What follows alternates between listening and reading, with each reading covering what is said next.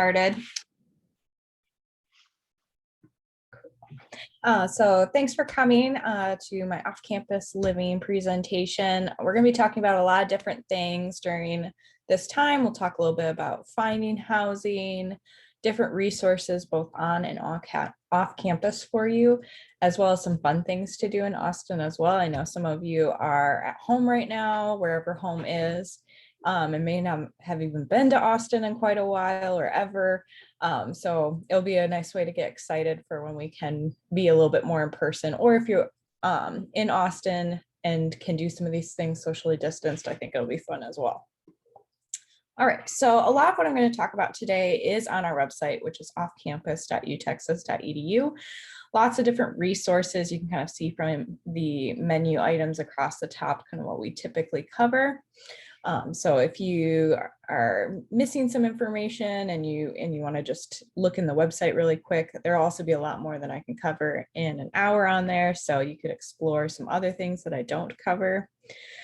So kind of diving right into finding housing, and I'll do a caveat, like some of you might already be living off campus. Some of you might be planning to live on campus for a second year. I don't think it matters where you're at in the process of living, where you're living. This is just useful information past being in college, I think. It can be a lot to figure out where you want to live, especially in a place like Austin. I don't suggest just jumping into like an apartments.com right away. It can be very overwhelming. So I think first what you should do is figure out what type of housing that you want to live in. I've narrowed it down to about 4. First one being university apartments. So some of you are living on campus, it sounds like, and university apartments is a great segue to living off campus. These are apartments owned by the university and are operated by University Housing and Dining. So even though they're off campus, there's one at, it's called 2400 Nueces, but you can figure out where that's located. And they also have some that are located kind of along Lady Bird Lake as well. So yeah, these are great ways to get the off-campus feel, but still have the support of on-campus and the accountability of living somewhere that's run by the university. The second one is private dormitories. Also another good option if you are like leaving the residence halls, but kind of a little intimidated by like the apartment search. These are private companies, so they're kind of replicating what a residence hall feels like, but they are not affiliated with the university. A good example of this would be the Castilian, which is in West Campus.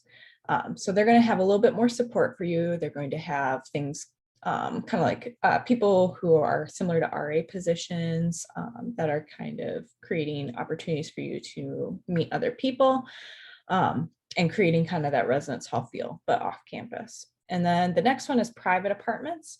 Private apartments are what you typically think of when you live off campus, that, you know, you have a kitchen and roommates maybe and bedrooms, and it's that traditional feel. However, it's not going to have some of those safety nets. You're going to have a landlord, not like an apartment complex director. They're going to be interested in getting your rent more than they are building a community for you, which is fine, especially if that's what you're ready for and you're ready for that level of responsibility, then that's a great option. And then the last one is a cooperative. This is a very Austin-y type option. Cooperatives are similar to private dormitories, I would say, except that they are kind of student run or community run. So cooperatives, I've had a couple students that lived in cooperatives that I work with, and they help with things like they take dinner shifts, or they serve on different boards like recruiting boards or membership boards within the cooperative.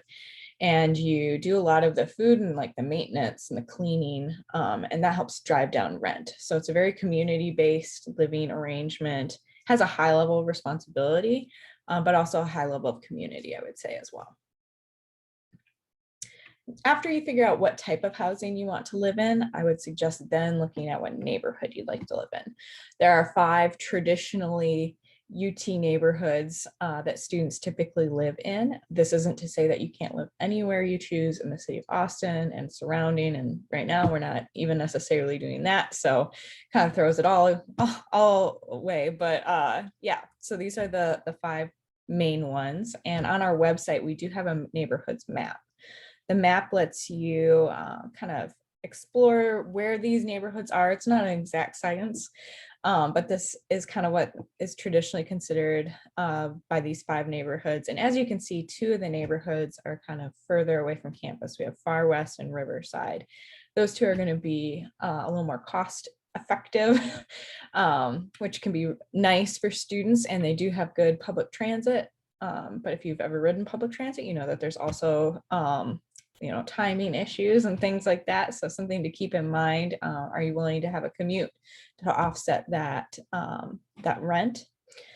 So that is the neighborhoods, and you can explore more about like what types of students typically live there, whether it's grad students or undergrad, international students, things like that. And then after you do those 2, then I would say it's a good time to start jumping into your actual apartment search. And I mentioned, like apartments.com, all those things. We do have a vendor that we're working with that is targeting just university type housing. So I shouldn't say university, student housing. So these are apartment complexes that identify themselves as typically students living in them, or landlords or renters who are renting places that are willing to rent to students and happy to rent to students. So you can explore that on our website, and it's under neighborhoods, and it's the first tab, but it'll say off-campus marketplace in the drop-down menu. So that's a great way to look for different you can isolate it by your neighborhood. So if you decide what neighborhood you want to live in, you can isolate it by allowing pets or by the ceiling that you're willing to pay for rent. So there's a lot of ways to kind of use that tool, and they're not there yet, but eventually we will have the roommates and the subleases parts of the website open once we get our single sign-on stuff approved. So that'll be a great way to meet other people or recruit for roommates if you have a spare space in your apartment. Wanted to touch base on affordable housing. I know this is a group that would definitely appreciate that. I work with a program called Horns Helping Horns. It's for financially independent students as well. So something that I work with a lot for those students. So under our housing tab, there's also a section for affordable housing. And in particular, there's a lot of great resources on there, but there's 2 I wanted to highlight. The first one is the Affordable Housing Directory, and that's on the right there. It's an interactive map from the city of Austin that shows smart housing that is in our area. And as you can see, I think all the videos are blocking mine. There it is. West Campus there is like a very concentrated bunch. I've zoomed the map in, but it covers all of Travis County. So you can see what housing is geared towards having assistance with rent. So a lot of times it's income based, or if you're a student, if you're receiving some sort of financial aid package, that is how they determine whether you're eligible for the smart housing. And then also I pulled out the guide for affordable housing, which is from the Austin Tenant Council. It's a great resource. Yeah, I'm going to warn you, little clunky in that everything is kind of static. So they list all these different apartments. This is like the 15th edition, as you can see. So if something changes, it doesn't update right away, but it gets you a good idea of what apartment complexes are geared towards different income. They break it down into like an A, B, C, and D group of how big your household is versus your income. And then it shows you which apartment complexes are catering to that group. And then there's also a ton of resources at the end, everything from if you're a veteran, if you have, I'm trying to think of some legal issues, if you have questions about your rights as a tenant. So lots of great things there. Wanted to touch on safety and preparedness. I know you probably have heard a lot from my office, in fact, if you went to orientation about on-campus safety. So I'm not going to cover too much of that, but I am going to cover a lot about your city resources. I did want to touch on the fact of when you're on campus, there's like this invisible line almost of, like you have all those resources, you hear about them all the time, about UTPD and the call boxes we have and different things like that. But once you cross a certain line, all of those things are still there, and UTPD will be the first ones to say that they also will work with students that are, off campus when something happens. They'll support them. But you really do change jurisdictions as far as who your go-to people are. So it's good to be mindful of that. One that I have told students about is warntexas.org.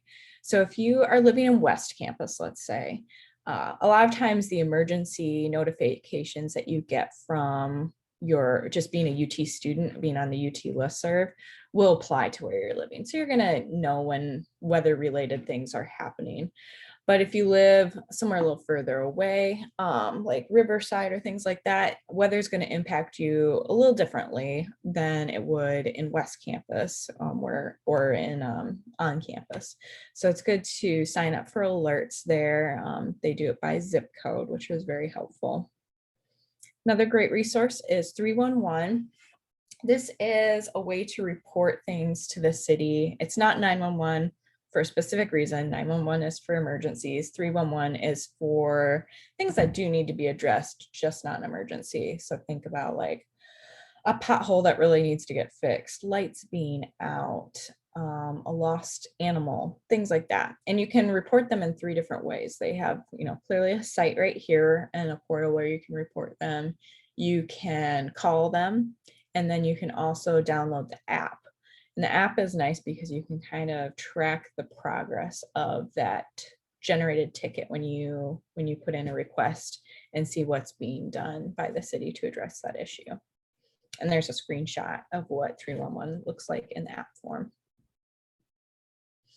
And then another one is for Austin Police Department. So you may know, you may not know, on campus, there are district reps within the police department that cover different parts of campus and off campus. So there's a couple reps that cover kind of the West Campus area. I think they've expanded down to Riverside as well.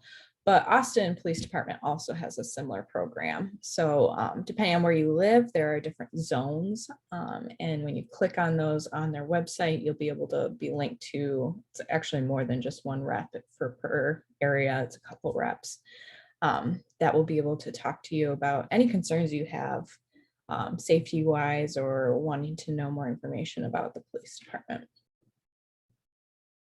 And then staying connected to UT, what I wanted to highlight mostly is the programming that my office does. We call it the Austinite Program, with the idea that UT is like very important to your identity, but that when you move off campus and even when you're on campus, you're also an Austinite.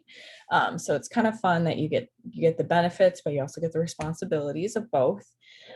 So if you sign up for our newsletter, that's probably the easiest way to know about our programs. We've been doing a lot of fun ones. Even during COVID, we've been able to do food truck tours, and we're planning one actually right now for like a little later in April. We're going to work with Churro Company, Austin, and going to set that up in Riverside. So that's a fun one. We do some more educational type ones. Even when we do fun ones, like we've went to South Congress before and done a scavenger hunt, but at the same time, we learned how to use the bus system more than just going to campus, how it works in other parts of the city. We've done meal prep programs and given away meal prep containers. We've done legal advice for coffee for commuters over on the side that you can see here. So it's been a lot of fun. And we also in those newsletters just feature other resources as well. Then just some tools that I wanted to highlight from our website. These are a couple of my favorite. The first one there is apartment search guide. So if you're kind of searching for different apartments, want to cross compare them, this is a great way to do that. Even if you don't think you're actually going to fill this out, which is totally fine, it's a good way to be mindful of what type of questions you should be asking your landlord or whoever is giving you the tour of those apartments. Especially right now with virtual, it can be easy to forget something like, where's the laundry? Do you even have laundry services? Parking, is parking included in my rent, or is that an extra fee? Different security things about like, if there's fencing around the apartment, is there like security within that apartment? So that's a great tool. A budgeting worksheet, which I'm sure you're all very familiar with budgeting things, but this one's nice. It's geared a little more towards college students, and then you can either budget by month, semester, or year, depending on your income. I would say, like, if you are receiving financial aid, a semester budget sheet might work better. If you are receiving a lot of income from a job, a monthly budget might work better, more in your favor.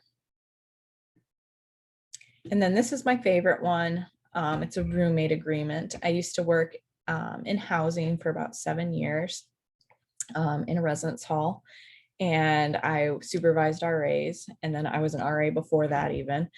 And there's a lot of roommate disagreements that come from living in small quarters with people that you do not know well. And even if you did know them well, if any of you have siblings, you know how that goes too. So this is a great way to start the conversation, to make it not quite so awkward, because you have kind of talking points, things to talk about your pet peeves about sleeping, when you like to sleep, how you like to study, whether you want to allow guests in the house, do they need to be pre-approved, just different things like that. So great way to kind of talk about these things. I suggest doing it right away when you move in, within like that first week, and then knowing that it's a living document. So, you know, you might realize that you have more pet peeves with that person over the course of a month or two. So you can revisit the roommate agreement, and you even say that at the beginning so that you all know it's coming, know that you're going to kind of revisit it and add to it as needed. All right, this is the fun part. We're going to switch to experiencing Austin and seeing all the fun things that there are to do. And I say all the fun things, but there's way more than we would have time to talk about.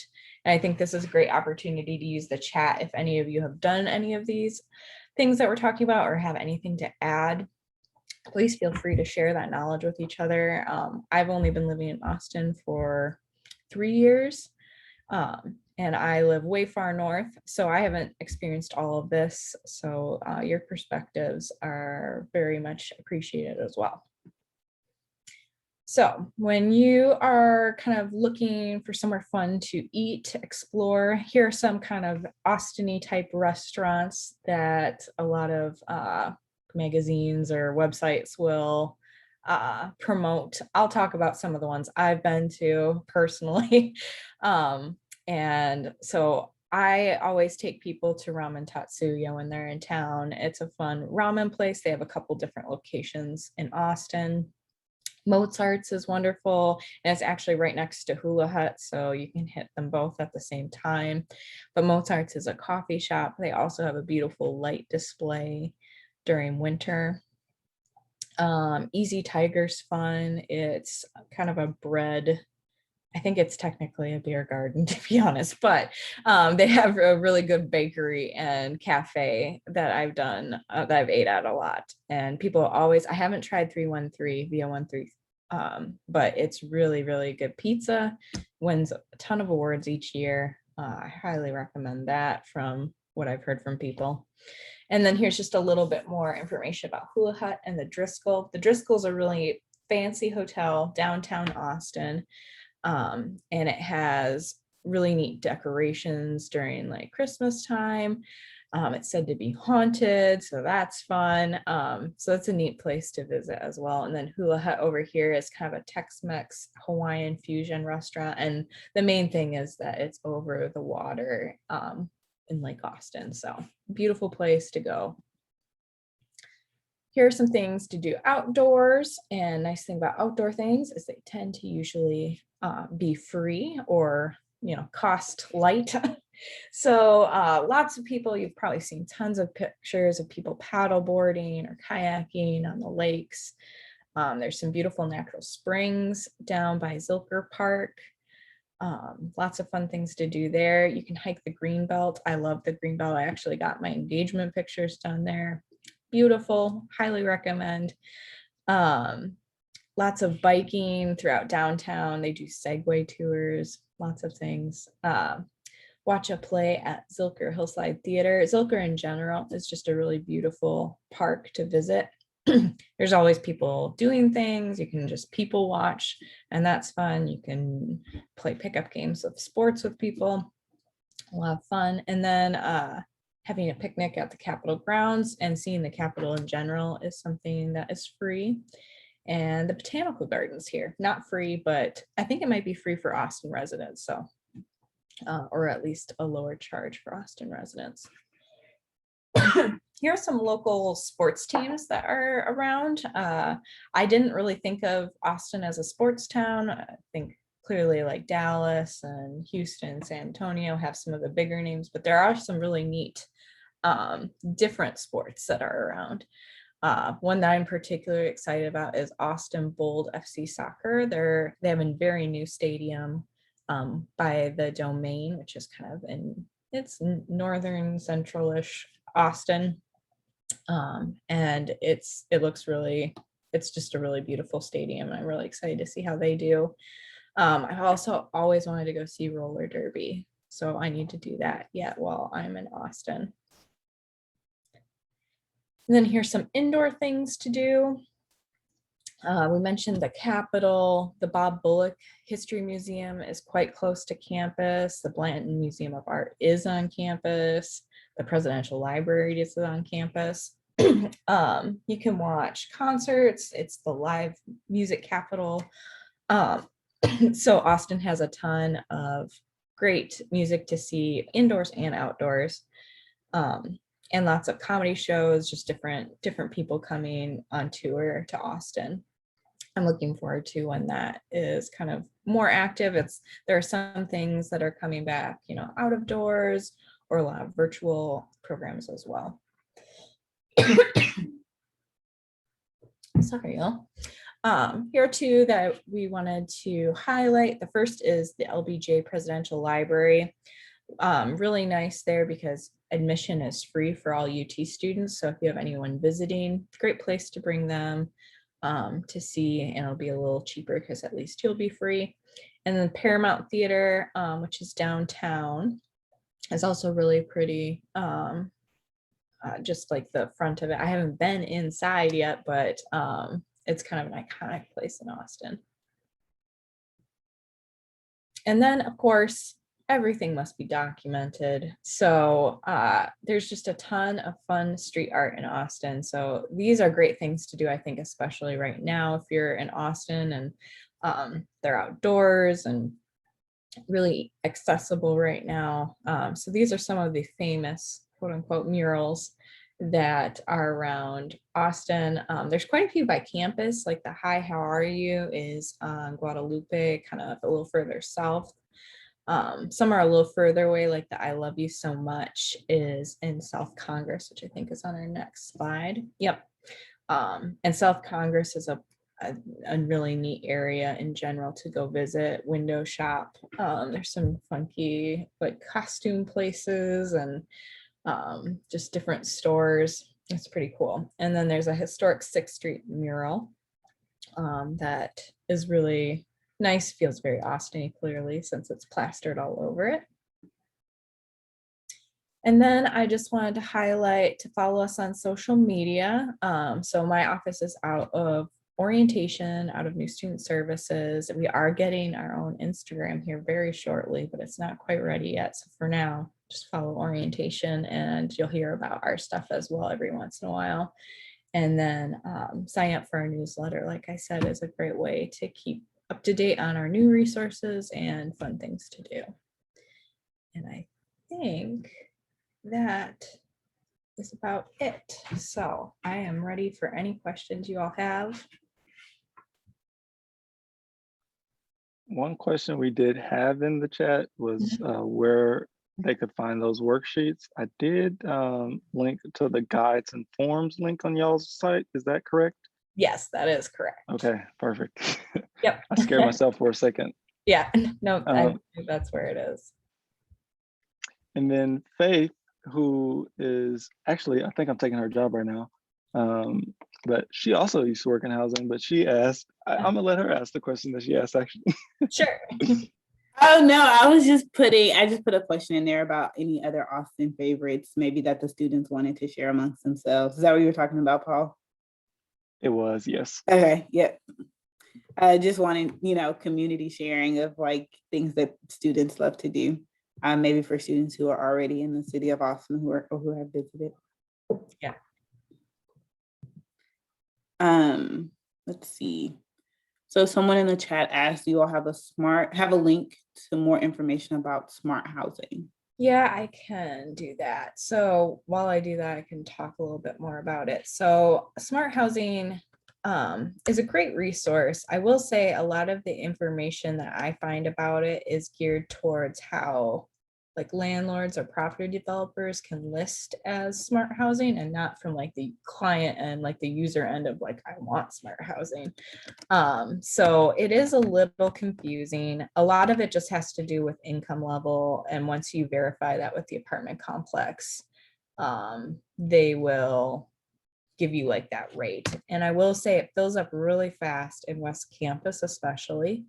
So if that's something you're interested in, it's something to look at right away. And there are like worksheets, like the Austin Tenant Council in that big guide has a worksheet that kind of helps you track like who you've called and whatnot, because it doesn't list like if there's current vacancies, because it's a static document.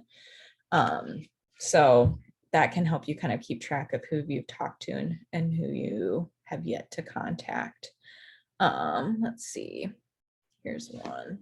And SMART stands, I forgot about actually saying what SMART stands for, and it's not on here, but now I've talked myself into a corner. But it's like safe, afford, like reasonable housing. So it's to help individuals be able to live within Austin in neighborhoods that they would feel comfortable in. Okay, here's a good affordable housing search tool, which might just link to what I gave you already. Let's see. Oh, thank you for putting that in, Paul. Safe, mixed income, accessible, reasonably priced, and transit oriented. So close to also Cap Metro, which I didn't mention in my slides much. So I can talk a little bit about Cap Metro. So if you haven't been to Austin yet, one of the perks of being a student is that you can use the public transit for free with your student ID. And I say free, but it is kind of covered in your tuition and fees and things like that. So it's something you should definitely take advantage of because it's already been paid for. It's pretty easy to use. They have a great app that lets you kind of keep track of what routes you want to go to, and it's pretty easy to use. I use it a lot. Like the campus is pretty big, and I work North Campus, and sometimes I have to get like way far south to like our HR building. So I use it even just to get all the way south.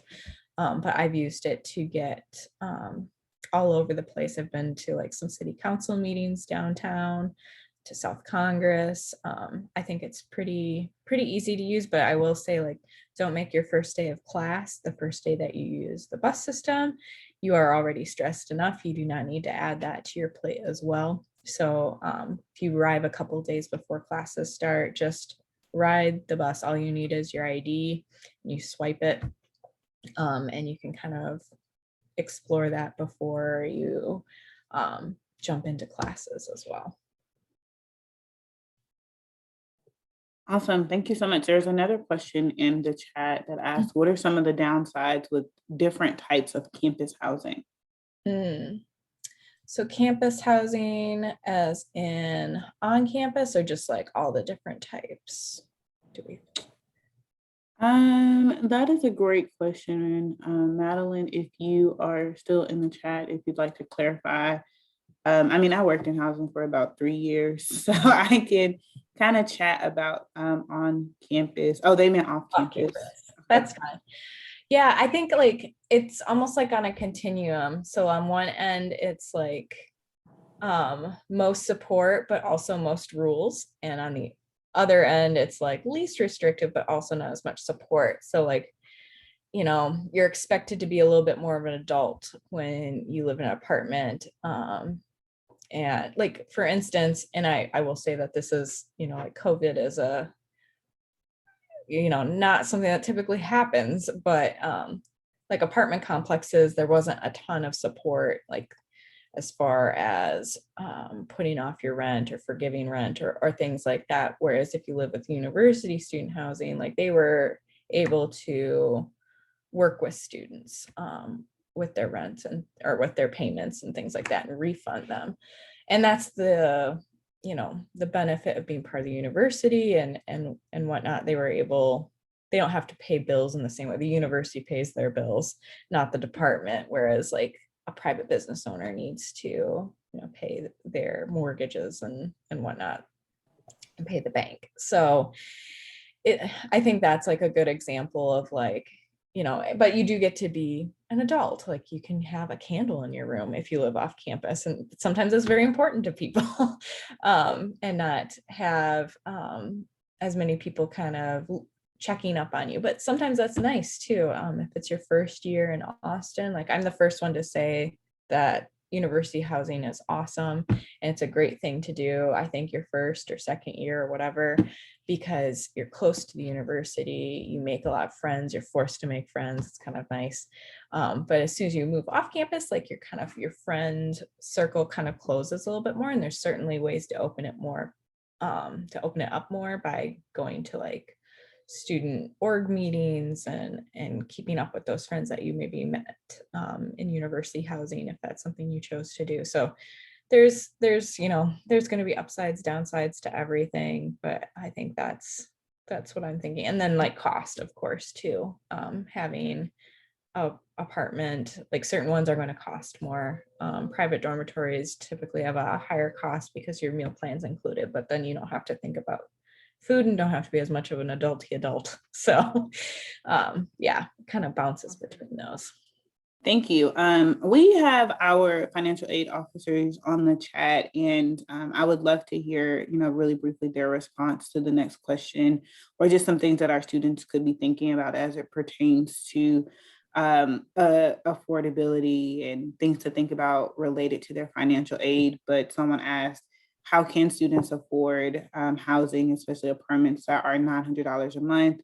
And then how are you able to budget to spend food and on miscellaneous things, for food and miscellaneous things, excuse me. So I'm not sure if Willow or Linda would like to chime in and, you know, talk to maybe some things that our students can consider as it relates to their financial aid packets and things of that nature. Hello, I'm Linda Kiernan. I'm one of the financial aid officers with the UT for Me program, and I'm happy to answer those questions. So I would say the first thing you want to do is make sure you fill out your FAFSA. If you haven't already done that, please do that as soon as possible. Make sure you indicate that you're planning to live on campus or off campus. That's going to make a difference in your budget. And then once you receive that financial aid award letter, you could reach out to myself or Willow at the UT for Me email address, and we can walk you through what you can expect to have available for housing and other expenses. It is all part of the budget because you've already indicated that in your FAFSA.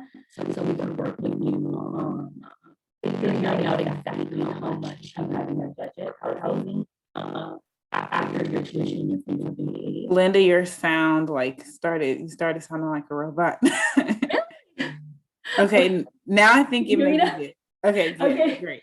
All right, where did you lose me? You were talking about the allotment in the budget. Okay, so as long as you indicate on your FAFSA that you're planning on living on campus or off campus, your budget should fit those costs. Now, it also depends on what financial aid you are eligible for. So again, that's a conversation that you are more than happy, we are more than happy to have with you. So again, that email address that Faith put in the chat, you can send us your questions. You can schedule an appointment with us and we can go over that with you as well. But again, it depends on your financial aid package And then also whether or not you indicated on your FAFSA that you're planning on living on campus or off campus. And then I'm not sure if we covered this, but obviously on campus, there are some meal, and I don't know, can they opt in for meal packages even if they're living off campus? Yes, there's a commuter meal plan that housing offers. And there's, in my longer presentation, I go over this, but there's different levels. So there's like an unlimited plan and there's a smaller plan. So if you're going to be on campus a lot and you don't like to cook, like maybe the unlimited plan is good for you. Or you can just opt into like a couple meals a week because you'll know you have some night classes and you would like food to be quick and accessible on campus for you. So all of that can be taken into consideration. Again, we can help you figure that out. Let us know.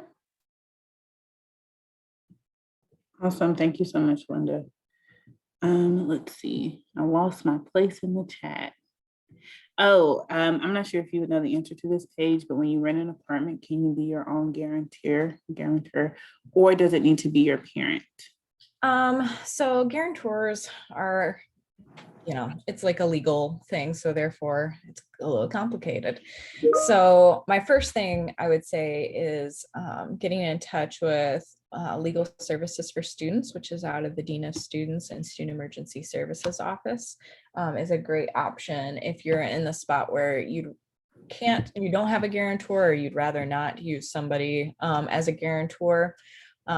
What I found through my research is that most places want a guarantor because the purpose of a guarantor is, you're a college student, don't have a ton of income, and your landlord or apartment complex is going to want a way to be able to get the money if all of a sudden you cannot pay.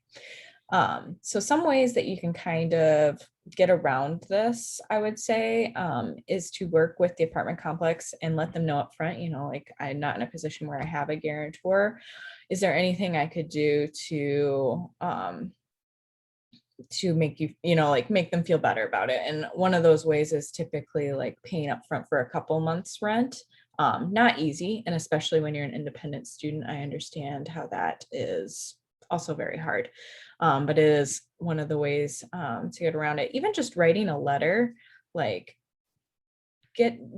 make sure it's like the best worded, really professional email that you have written, explaining your situation. You don't have to get into the nitty gritties necessarily, but just let them know what the situation is and if they can reconsider or consider something different. And I think, like being willing to be resilient and looking at different places as well. I could see, and I don't know this for a fact necessarily, but big apartment complexes have a lot of people vying for their spots.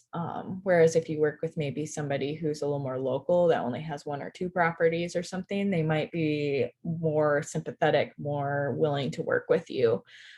So that's always an option. And that housing marketplace that I shared, and maybe I'll just do the link in the chat as well. They list both big apartments, like mid-size. They do single listings from people as well. So they're a good resource to kind of finding some of those smaller places. Awesome.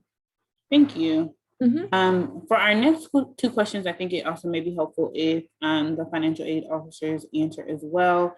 The first one states, if a student is planning on using loans instead of the income verification for off-campus apartments, maybe, I'm not sure if you would know this on the or page, but how often does the landlord accept that? And then maybe if there are other information, if there's information related to the loans versus the income verification, I'm not really sure what that entails. And then if you have already indicated on your FAFSA that you'll be living on campus, but decide that you would rather live off campus, what then needs to happen to update that information? I can speak to probably how often you would need to verify. And I would think every time that you re-sign, you would need to verify. So if you're re-signing, you decide you want to live that same apartment again next year, when your contract is up, they'll probably want verification again. If they don't, then great, less paperwork for you. But I could definitely see that being kind of on for however the length of your contract is when you'll need to prove that, give them notification of that. And then I don't remember the second one, but I don't think I knew the answer. I think the question is if they're changing where they're going to be living, if they need to go back and change their FAFSA, definitely you can do that. But we can also work with you on making those changes. So just again, reach out to us and we can help you out with that. I don't believe, and then Will, I know you're on the line on the call here. So I'm not sure if that's going to make a big difference, but again, when you work with us, we'll let you know.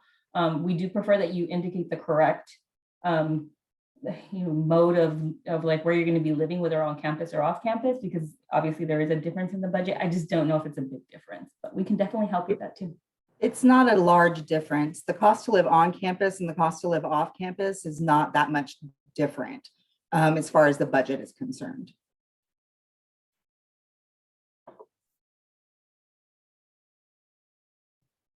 Awesome. Thank you all for answering. The next question, do fees increase if you decide to sign another year of a lease with a certain apartment? Not necessarily. So rent can go up, and so I would say fees typically don't. They might add like a new fee or something, but they could raise your rent. And just knowing Austin and the market, like that's probably more likely than it lowering. It could stay the same, but and that's part of the, like being willing to move somewhere else. And even negotiating that a little bit with your landlord, saying like, I was a good tenant last year. Can you kind of meet me in the middle somewhere? If it's a big hike or you really don't want to move somewhere else, you could try to see if they'd be willing to work with you on the rent. But yeah, it typically can go up, unfortunately. I missed a previous question. Can you talk about how paying rent with roommates work? Is it a separate process? Is it something you're doing together? Mm-hmm. It kind of depends on how you signed your lease. A lot of what, and this is another reason to plug legal services for students. They have, so Martin works over there. He's the attorney that works with students, and he does a different appointment. So if you should review your lease. It's very lengthy, but Martin would also, if you book an appointment, review that lease with you as well. And he can kind of look for different things to flag. There are certain things in like the state of Texas that aren't, that are illegal or not allowed, prohibited. He can kind of can see those red flags as well. But he'll take a look at it. And one thing you could do is ask him. I typically, if it's written in there how it kind of works. And for a payment portal, you could be renting by room. So if you signed a contract for a room, then you'll typically have different payments. So let's say it's a 4-bedroom, all 4 of you will be paying separately. But if you kind of go all in together, they're expecting one payment. And depending on how the lease is written, you might be responsible for somebody else's rent. You might not be responsible for somebody else's rent. So it's good to read that. I know some people who just like Venmo a roommate and that roommate takes care of it. I remember, when COVID first was happening last year, that somebody's roommate left and wasn't paying, but all the 3 others that were remaining were having to figure out how to get his rent, because that's kind of how their lease was written. So another good reason to make sure you feel good about your roommates and having your lease looked at by an attorney if you can. Awesome. Just a quick plug too, that as UT for Me students, you all have access to the UT for Me resource network. Information on how to access that is on the Canvas page. So check it out. If you need some additional legal services or support, you need some additional eyes on contracts, that is a service that you all have that is special to you and special to the students in our program, as well as if you are trying to find an apartment or trying to find somewhere to stay, for next year, there are resources related to the resource network as well. So be sure to check the Canvas page for more information on how to get connected and contact the resource network. Oh, and Alex just put a link in the chat, which is awesome. Thank you. Let me see what other questions we have. I see one about like timing of like when to. Recommendations on waiting until the last second to lease an apartment, because that's often when they are most desperate and are offering better deals. Do you know about the timing of, I guess, when it is to sign that lease and make that commitment? And so the long and short of the answer I'm going to give is, you can sign a lease practically any time before the school year begins.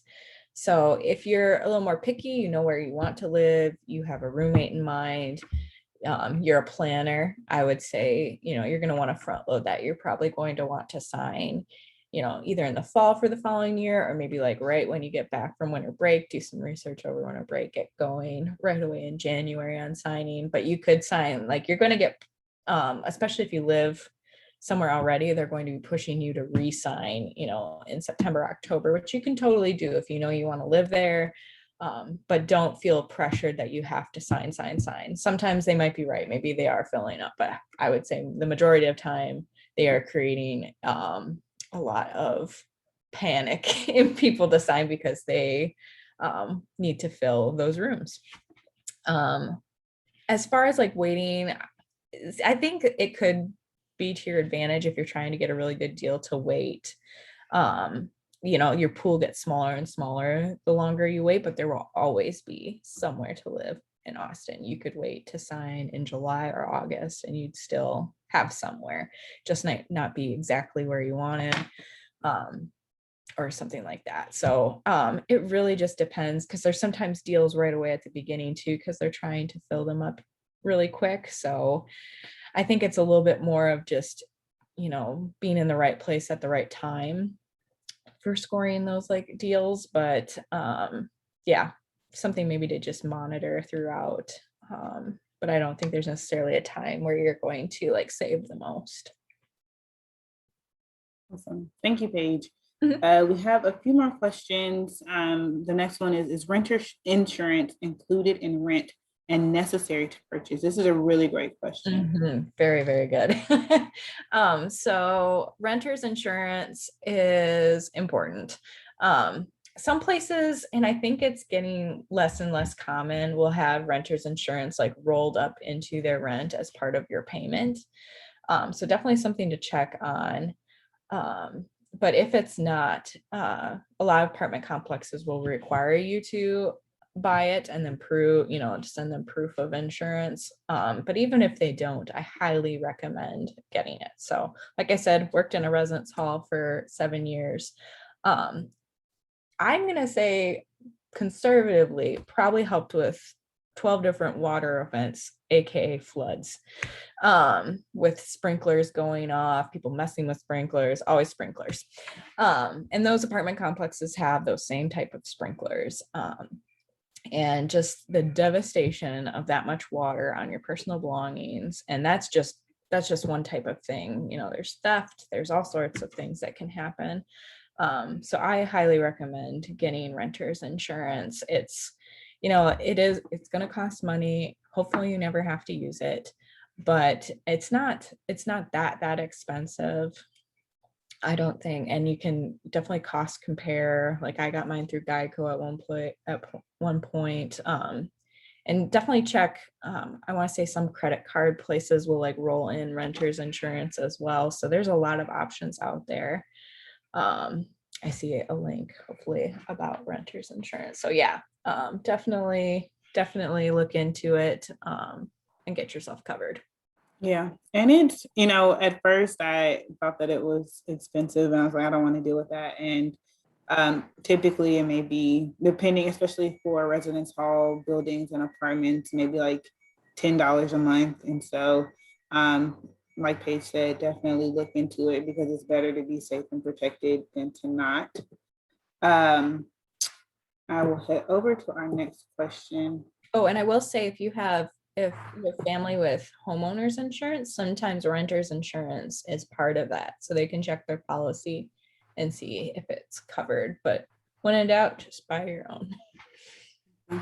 And then I think our last question, you all, we have a few more minutes. So if you do have any of those final questions or things that you're curious about, feel free to pop them in the chat now. But when signing a lease every time, I guess every time that you sign a lease, are they allowed to ask for a fee every time that you change the lease? Or maybe when you re-sign, I'm assuming it's. That's a good question. And I don't entirely know the answer. So that would be probably a student legal services or attorney question more, but I would think there'd be less fees because they would do a background check at the beginning, a credit check at the beginning. They shouldn't have to do those things again. They may want to do them again, but they shouldn't have to do them again. So I would say it's probably going to be cheaper. They already have a deposit. You shouldn't be giving multiple deposits unless like you checked out of your room, you had to forfeit your deposit because there were damages and now you're paying the new deposit. But and that's another thing, make sure when you are done living there that you petition to get your deposit back. When you first move into an apartment, it's really good to take a bunch of pictures of any damage that is already existing in that apartment, because if anything's wrong when you move out, they're going to assume it was you and not that there was a problem before. So definitely document all of that just in case you need it later. And if you ever think that something's being withheld from you, that's when to get legal services involved, or the Austin Tenants Council also does a lot of great stuff about like even what repairs like a landlord has to fix. Like it is your right as a tenant to have certain things fixed and work in your apartment. Awesome. I'm not seeing any more questions in the chat. Paige, where can students connect with you? Sure. So you can email me if you'd like. My name is really long and confusing. So you could also just email offcampus@austin.utexas.edu, and it also goes to my mailbox with any questions you have there. And we also have a chat bot on our site. So if you think it's maybe a more common type of question, you just can't find it, you can always use our chat bot there. And if you stump the chat bot, it will forward to me and I can answer your question. Awesome. Well, thank you so much, Paige, for making time to come and chat and connect with our students today. I feel like this is a lot of helpful and good information to our UT for me students who were present. If you have other questions or want to follow up, feel free to email the UT for me at austin.utexas.edu email address, as well as I know that this recording will be on the Canvas page. So if you want to revisit it or share with your friends, you are definitely more than welcome to do that. So thank you all so much for spending this Tuesday afternoon with us. We look forward to seeing you pretty soon.